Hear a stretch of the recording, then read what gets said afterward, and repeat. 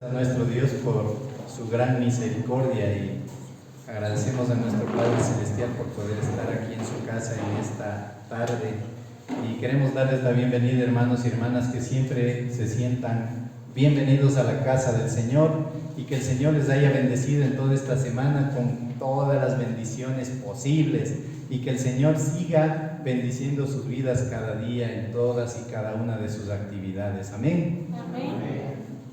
La semana anterior estábamos hablando acerca de los 7 sellos y hablamos del sello número 1 hasta el número 4, y estábamos hablando del capítulo 6, del 1 al 8 en el Apocalipsis. Y este pasaje nos habla acerca de la apertura del libro de los 7 sellos que lo abrió nuestro Señor Jesucristo, y que va Él abriendo uno por uno y se van develando los acontecimientos que ocurrirán al final de los tiempos en el futuro. Y en los 4 primeros sellos van surgiendo los jinetes del Apocalipsis, que cada uno de ellos va montando un caballo, y vemos el primero el caballo blanco, el segundo el caballo bermejo o rojo, el tercero el caballo negro y después el caballo amarillo. Cada uno representa algo.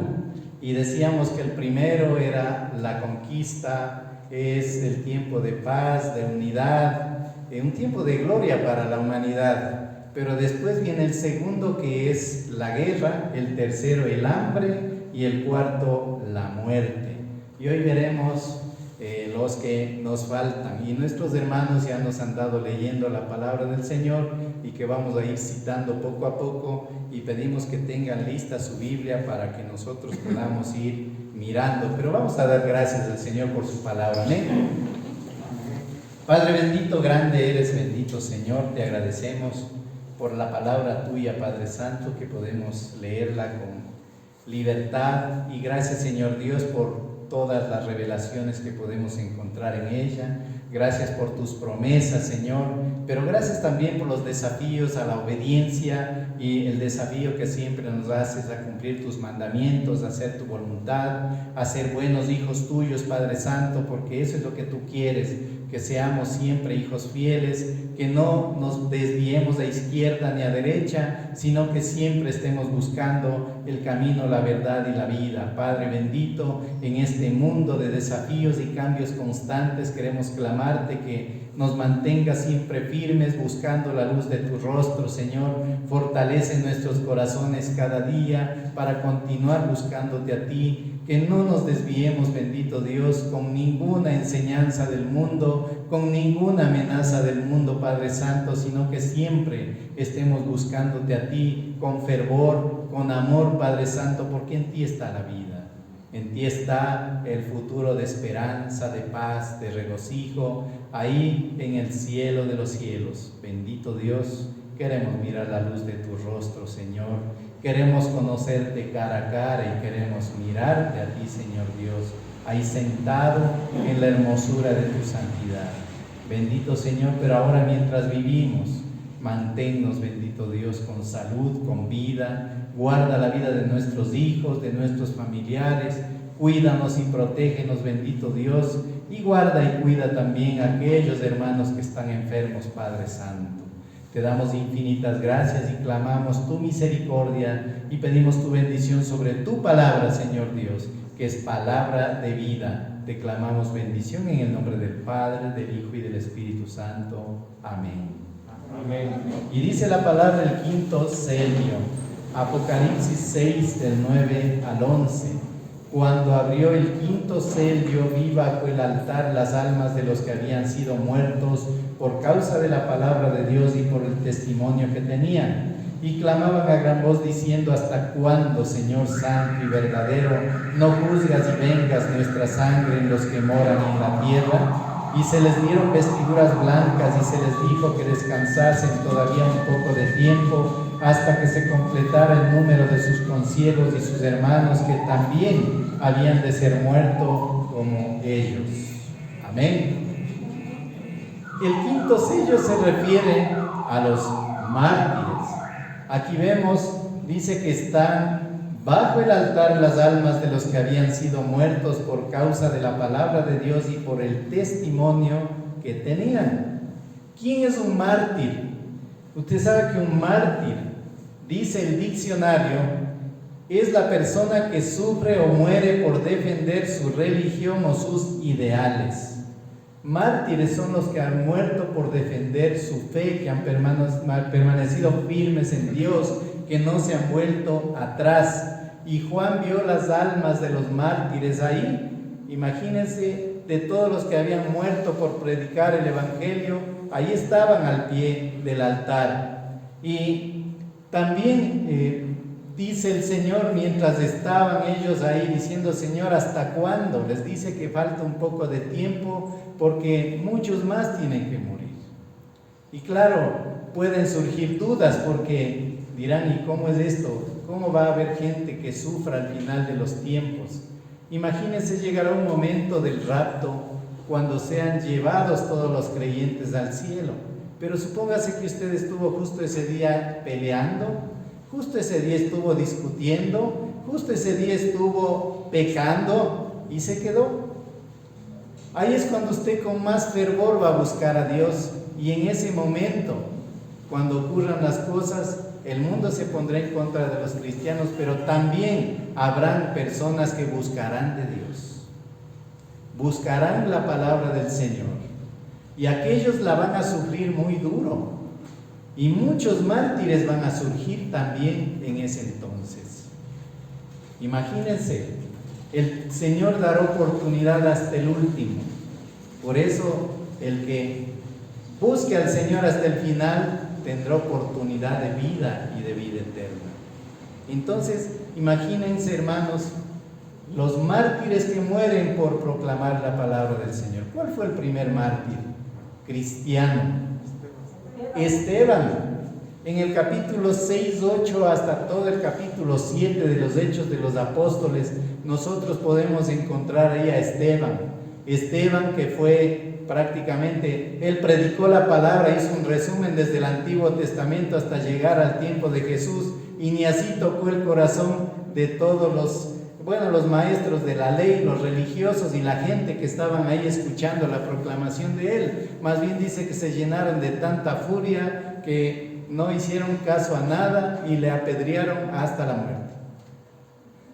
Ese es un mártir. Y así habrá muchos al final de los tiempos que por defender y proclamar el nombre del Señor van a dar su vida por el Evangelio. Porque no sabemos qué ocurra a futuro. Ahí tal vez, imagínense tantos millones de creyentes en el mundo, pero no creo que todos estén firmes en la fe. Ahí el Señor va a probar la fe de la gente. Ahora solo con la pandemia ha sido probada la fe y vemos que muchos se han retirado, preferible de la iglesia. Pero ¿sabe qué? En la iglesia deben estar los que tienen que estar. Porque el Señor, Él permite que estén en la casa de Él los que de verdad quieren ser salvos. Porque imagínense, si en el futuro viene una prueba donde tengan que, si le dicen, o niegas a Jesús o te mueres.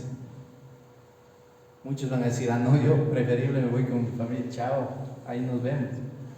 Otros dirán: no, yo creo en el Señor y defiendo el nombre del Señor hasta el fin.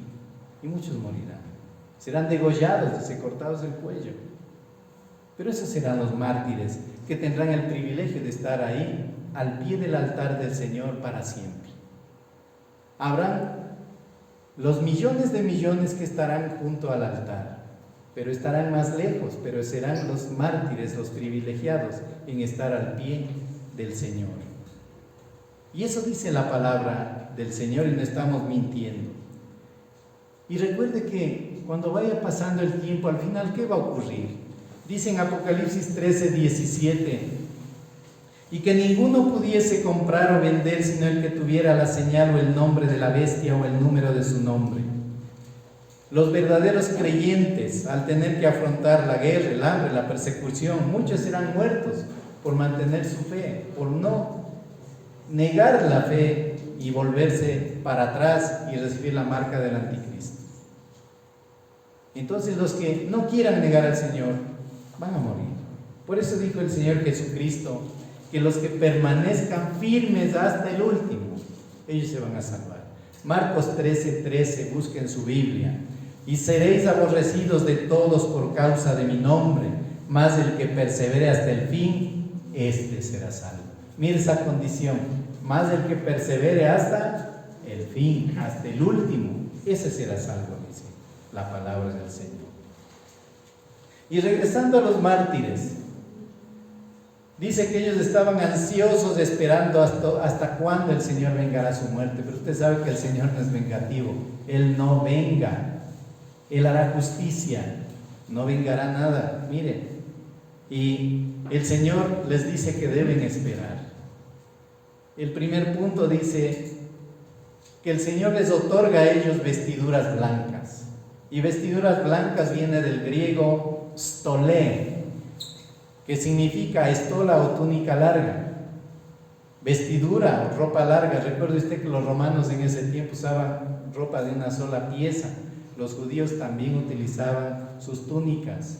Entonces, de acuerdo a su contexto, dice, recibirán ellos vestiduras blancas, y eso hace referencia a vestidos sacerdotales de mucha dignidad que van a recibir en el cielo.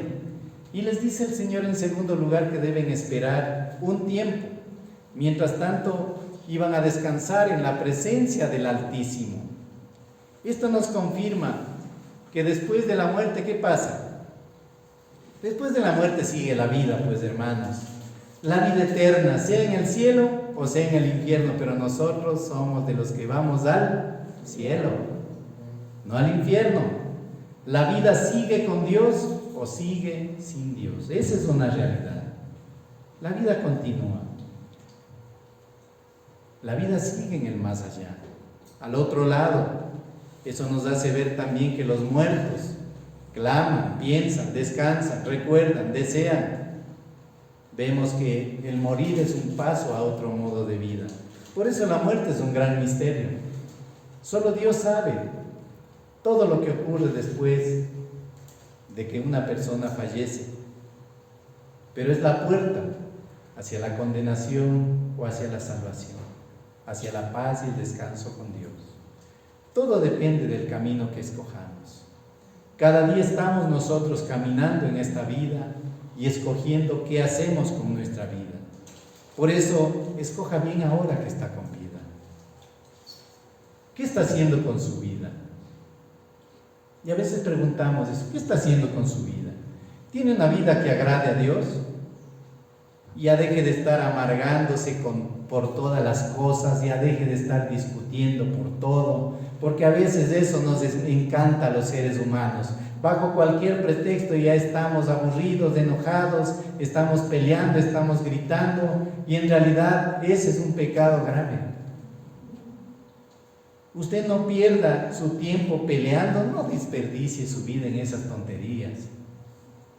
Imagínense, la vida que Dios nos regala es una oportunidad tan grande para disfrutarla, para agradecerle a Dios cada día por todo lo que tenemos a nuestro alrededor, en una tierra buena, prolífica. No nos falta nada, no sufrimos de hambre, de necesidad, y nosotros debemos agradecerle a Dios por eso, porque nos da la oportunidad de estar vivos en este mundo y de poder seguir adelante y ver cómo crecen nuestros hijos y los que tienen nietos, gloria a Dios, que pueden mirarlos y que pueden ver lo que crecen, las travesuras, y disfrutar de cada cosa.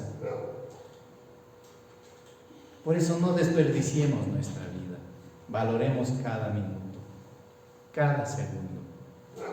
El sexto sello en Apocalipsis 6 del 12 al 17 dice la palabra: miré cuando abrió el sexto sello y he aquí hubo un gran terremoto y el sol se puso negro como tela de silicio y la luna se volvió toda como sangre y las estrellas del cielo cayeron sobre la tierra como la higuera deja caer sus higos cuando es sacudida por un fuerte viento. Y el cielo se desvaneció como un pergamino que se enrolla, y todo monte y toda isla se removió de su lugar, y los reyes de la tierra y los grandes, los ricos, los capitanes, los poderosos y todo siervo y todo libre se escondieron en las cuevas y entre las peñas de los montes, y decían a los montes y a las peñas: caed sobre nosotros y escondednos del rostro de aquel que está sentado sobre el trono y de la ira del Cordero, porque el gran día de su ira ha llegado, y ¿quién podrá sostenerse en pie? ¿Quién podrá sostenerse en pie? Estos sucesos que van ocurriendo al final de los tiempos.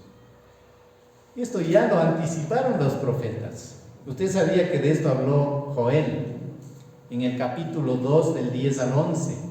Dice él: delante de él temblará la tierra, se estremecerán los cielos, el sol y la luna se oscurecerán y las estrellas retraerán su resplandor, y Jehová dará su orden y delante de su ejército, porque muy grande es su campamento, fuerte es el que ejecuta su orden, porque grande es el día de Jehová y muy terrible. ¿Quién podrá soportarlo? Isaías también habló de esto. Capítulo 24, 19-20 de Isaías: será quebrantada del todo la tierra, enteramente desmenuzada será la tierra, en gran manera será la tierra conmovida. Temblará la tierra como un ebrio y será removida como una choza, y se agravará sobre ella su pecado y caerá y nunca más se levantará. Y el mismo Señor Jesús dijo en Lucas 21 del 25 al 27: entonces habrá señales en el sol, la luna y en las estrellas, y en la tierra angustia de las gentes, confundidas a causa del bramido del mar y de las olas, desfalleciendo los hombres por el temor y la expectación de las cosas que sobrevendrán en la tierra, porque las potencias de los cielos serán conmovidas. Entonces verán al Hijo del Hombre que vendrá en una nube con poder y con gran gloria. Y ocurrirán varios fenómenos. Dice que ocurrirán grandes terremotos, y eso lo confirman también Isaías y Joel. Y terremoto viene de la palabra griega seísmos, por eso viene la palabra sismo. Seísmo, que es conmoción, ráfaga, terremoto, temblor. Otra versión de la Biblia dice va a haber un gran movimiento sacudidor. El terremoto, usted sabe que se produce cuando las placas tectónicas chocan entre sí, se libera gran poder, gran energía de la tierra. Y eso es lo que ocurre. Estamos nosotros en la gran falla del Pacífico, que recorre todo. Imagínense, estamos en plena falla todos nosotros. Entonces, de norte a sur de América del Sur es esa falla del Pacífico, y ahí estamos nosotros. Y a veces ocurren movimientos sísmicos. También dice que el sol se va a poner negro.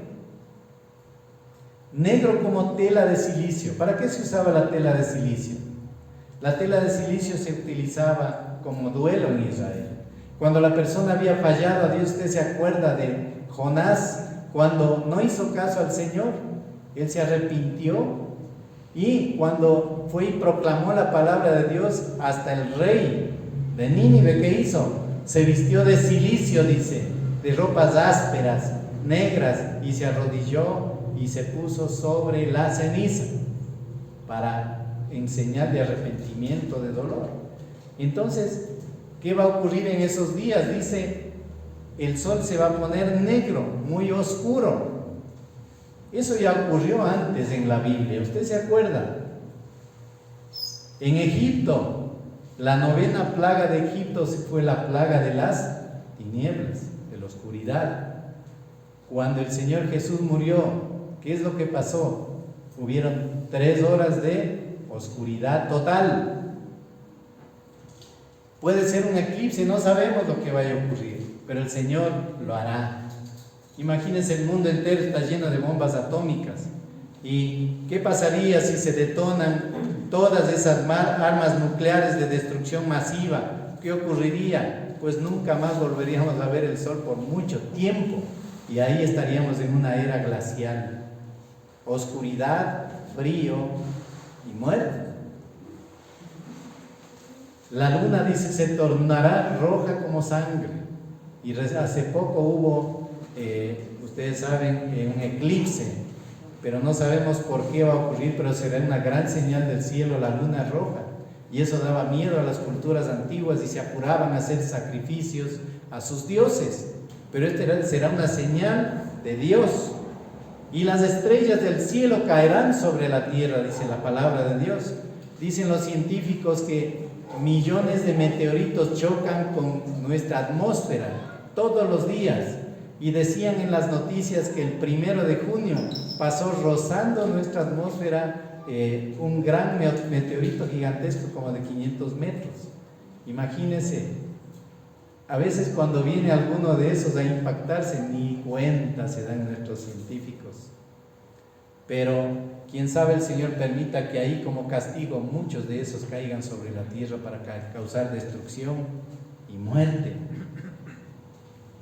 No sabemos lo que puede ocurrir. Y el cielo se desvaneció como un pergamino, dice. Usted sabe, el pergamino era ese rollo, dice, como ese rollo se va a encoger todo y desaparecer. Es el poder de Dios. Y ahí es cuando el temor se adueñará de todas las personas. Estarán asustados, no sabrán qué hacer. Pero ¿sabe qué? Lamentablemente, ni aún con eso se arrepentirán. Y el séptimo sello, pasamos al capítulo 8, el 7 habla de los 144,000, pero aquí vamos al séptimo sello, en el 8 del 1 al 5. Cuando abrió el séptimo sello se hizo silencio en el cielo como por media hora, y vi a los 7 ángeles que estaban en pie ante Dios y se les dieron 7 trompetas. Otro ángel vino entonces y se paró ante el altar con un incensario de oro y se le dio mucho incienso para añadirlo a las oraciones de todos los santos sobre el altar de oro que estaba delante del trono. Y de la mano del ángel subió a la presencia de Dios el humo del incienso con las oraciones de los santos, y el ángel tomó el incensario y lo llenó del fuego del altar y lo arrojó a la tierra, y hubo truenos y voces y relámpagos y un terremoto. Dice que se abrió el sello y se hizo silencio en el cielo como por media hora. ¿Qué dice la palabra de Dios respecto al tiempo nuestro y al de Dios? No era una media hora nuestra, una media hora de Dios. Dice 2 de Pedro 3:8, más, oh amados, no ignoréis esto, que para con el Señor un día es como 1000 años, y 1000 años como un día. Y esa media hora, mire, cuando hay un silencio de Dios, algo ocurre, algo poderoso. Cuando hubo el silencio de Dios, cuando Dios no habló a la tierra desde Zacarías hasta el tiempo de Juan Bautista, 400 años del silencio de Dios, ¿qué pasó? Hubo algo tremendo, vino Jesucristo. Después de este silencio de Dios en el Apocalipsis, cuando todo se queda callado en el cielo, ahí va a ser algo terrible lo que va a suceder. Va a haber una gran intervención de Dios. Vi a los 7 ángeles que estaban en pie ante Dios, se les dieron 7 trompetas, dice la palabra. Según el libro de los deuterocanónicos, en Tobías, Tobit 12:15, dice: un ángel dice: yo soy Rafael, uno de los 7 ángeles que están en la gloriosa presencia del Señor, listos para servirle. Y dice que el Señor va a utilizar a 7 ángeles con las 7 trompetas para dar un anuncio. Y claro, los comentaristas dicen estos ángeles son Miguel, Gabriel, Rafael, Uriel, Raguel, Sariel, Remiel y Yosel, cada uno con su trompeta de juicio, cada uno para desatar la ira de Dios. Las trompetas eran para convocación y para llamar a la guerra, pero aquí será para destrucción. Vemos ahí también, ocurren varias cosas en el altar. El incensario de oro indica siempre la divinidad. El incienso nos recuerda el oficio sacerdotal, que era de intercesión. Los sacerdotes entraban, los únicos en el Antiguo Testamento tenían la autorización para utilizar el incienso que mandó Dios a preparar. No, ahora todo el mundo utiliza para todo. Imagínense, era usado para los propósitos de Dios. En Apocalipsis 8:5 dice la palabra del Señor: y el ángel tomó el incensario y lo llenó del fuego del altar y lo arrojó a la tierra, y hubo truenos y voces y relámpagos y un terremoto. Hay varias cosas que debemos destacar. El fuego del altar es símbolo del juicio de Dios, Pero dice, ese incensario es lanzado a la tierra. El juicio es lanzado a la tierra. Es la respuesta de Dios. Imagínense, antes subía el humo del incienso al cielo, pero ahora baja la respuesta de Dios, pero es una respuesta de castigo. Viene la intervención divina que después se va desatando el resto del juicio, que en algún momento vamos también a compartirlo. Asimismo, usted tome en cuenta algo. Cuando usted está orando al Señor, hay un ascenso de la oración al cielo, a la presencia del Dios Altísimo. Y después hay un descenso de poder de Dios, la respuesta de Dios que viene hacia la tierra. El ascenso de la oración, del clamor del pueblo de Dios, la alabanza, la adoración a Dios, y después viene la respuesta de Dios con la bendición del cielo y con la respuesta a la oración que los creyentes hacen. Siempre que algo sube al cielo, la respuesta de Dios baja. Para los creyentes la respuesta vendrá cuando clamamos, cuando buscamos la presencia del Señor. Imagínense, después viene la visión de las trompetas y las copas que ya se va relatando adelante en el resto de este pasaje bíblico, que ocurrirán como relata el Apocalipsis, y será ya el comienzo del gran juicio de Dios, el derramamiento de la ira de Dios, que es inevitable. Solamente Dios sabe el tiempo del fin, nadie sabe. Isaías 43:13 dice: no hay quien de mi mano libre, lo que hago yo, ¿quién lo estorbará? O sea, lo que yo voy a hacer, dice Dios, ¿quién va a decir que no haga? Dios es soberano y Él hará su voluntad, y lo que Dios haga ya Él lo ha decidido y nadie puede detenerlo, porque ya está decretado.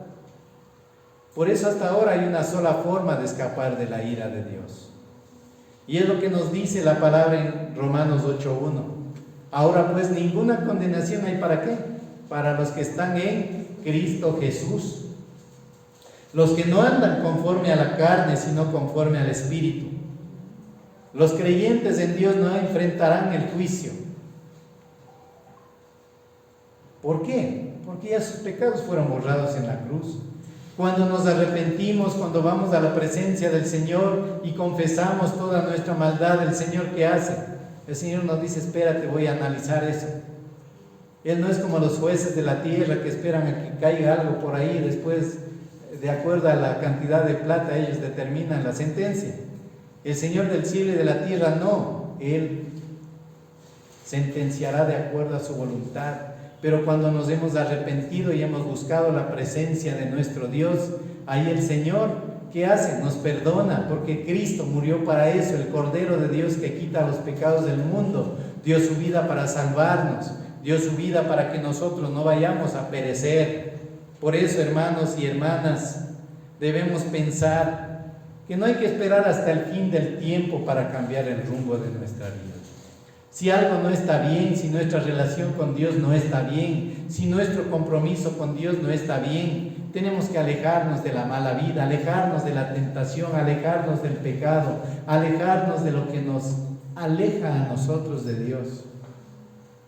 Tenemos que nosotros reconciliarnos con nuestro Dios mientras los tiempos son buenos. Reconciliémonos con Dios y busquemos su presencia, porque el Señor vendrá como ladrón en la noche. ¿Qué haremos ya cuando Él venga? Si la persona ha estado haciéndolo mal y nunca ha buscado la presencia de Dios, no le va a decir: Señor, el Señor, ven nomás, tú también, pasa. No es como entrar al bus donde todo el mundo se amontona y entra. No. El Señor, Él dice: como los ángeles del Señor pondrán marca a todos los creyentes en Dios, solo aquellos que tienen la marca, el sello del Espíritu Santo, serán llevados al cielo. Los que no lo tienen, no. Por eso muchos, dice, en aquel día dirán: Señor, Señor, en tu nombre hice milagros, yo tenía el don de sanidades, yo hice tanta cosa, Señor Dios. Los enfermos se sanaron, y oraba de día y de noche, pero si su corazón nunca cambió y siguió siendo malo, de nada le ha servido todo lo que ha hecho. Por eso con Dios no se juega. Por eso siempre nos da el Señor tiempo para arrepentirnos, para buscar. Por eso haga caso a lo que dice la palabra de Dios. Si al iniciar el Apocalipsis el Señor dijo en el capítulo 1:3, bienaventurado el que lee y los que oyen las palabras de esta profecía y guardan las cosas en ella escritas, porque el tiempo está cerca. Son benditos, dice, los que oyen, obedecen, ponen en práctica la palabra de esta profecía, porque al final del tiempo no habrá nada más que hacer. Que Dios nos permita reflexionar, hermanos y hermanas, y que Dios nos bendiga. Amén. Amén. ¿Quién vive? Cristo. ¿Y a su nombre? Gloria a Dios.